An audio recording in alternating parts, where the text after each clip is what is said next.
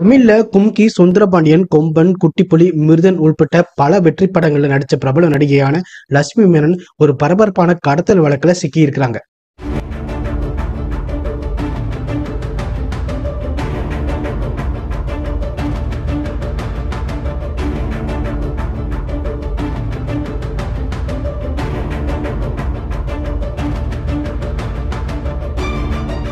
கேரளால உள்ள கொச்சியில நடந்த இந்த சம்பவம் சினிமா வட்டாரத்திலையும் ரசிகர்களிடையும் பெரிய அதிர்ச்சியை ஏற்படுத்தியிருக்கு.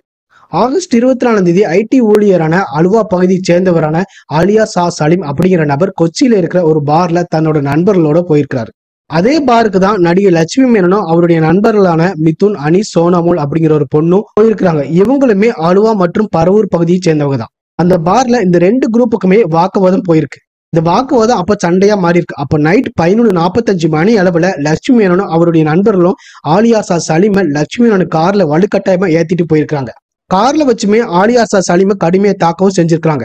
தாக்குனதுக்கு அப்புறமா அவரை பரூர் பகுதியில இறக்கி விட்டுட்டு தப்பிச்சுட்டு போயிருக்காங்க. அதுக்கப்புறம் இந்த சம்பவத்துல பாதிக்கப்பட்ட ஐடி ஊழியரான ஆலியாசா சலீம் கொச்சி வடக்கு காவல் நிலையத்துல உடனே புகார் கொடுத்திருக்கிறாரு. அதுக்கப்புறம் போலீஸ் உடனடியாக வழக்கு பதிவு பண்ணி விசாரணையும் தொடங்க ஆரம்பிச்சாங்க. இந்த வழக்குல லட்சுமி மேனன் உட்பட 3 பேரையுமே காவல்துறையினர் கைது பண்ணிட்டாங்க. போலீஸோட விசாரணையில நடிகை லட்சுமி மேனனுக்கும் இந்த கடத்தல் கும்பல்ல இருந்ததா காவல்துறையினருக்கு தகவலும் கிடைச்சிருக்கு. இதை அடிப்படையா வச்சுதான் அவரை இந்த வழக்குல 3வது குற்றவாளியா சேர்க்கவும் பட்டிருக்காங்க. இந்த வழக்குல லட்சுமி மேனன் கூட இருந்த 3 பேரையுமே காவல்துறையினர் கைது பண்ணிட்டாங்க. ஆனா லட்சுமி மேனன் மட்டும் தலைமறைவாயிட்டாங்க. போலீஸ் அவரை தீவிரமா தேடிக்கிட்டு வராங்க. இந்த சம்பவம் பற்றி மலையாள செய்தி ஊடகங்கள்ல வெளியான தகவல்கள் லட்சுமி மேனன் இந்த வழக்குல தேடப்பட்டு வர குற்றவாளியா அப்படிங்கிறத உறுதிப்படுத்தி இருக்காங்க. இந்த சம்பவத்துக்கு முக்கியமான ஆதாரம் பார்த்தோம்னா சிசிடிவி ஃபுட்டேஜ் தான். அதுலயும் இந்த வீடியோல லட்சுமி மேனன் மற்றும் அவருடைய நண்பர்கள் ஐடி ஊழியரை காரை வழிமறிச்சு வாக்குவாதத்துல ஈடுபட்டது தெளிவு செய்யுது.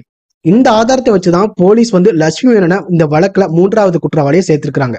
ஆனா லட்சுமி மேனன் போலீசாரோட விசாரணைக்கு ஆஜராகாம தலைமறைவா இப்ப வரைக்கும் இருக்கிறாங்க. போலீசாருமே அவர் தீவிரமா தேடிக்கிட்டு வராங்க.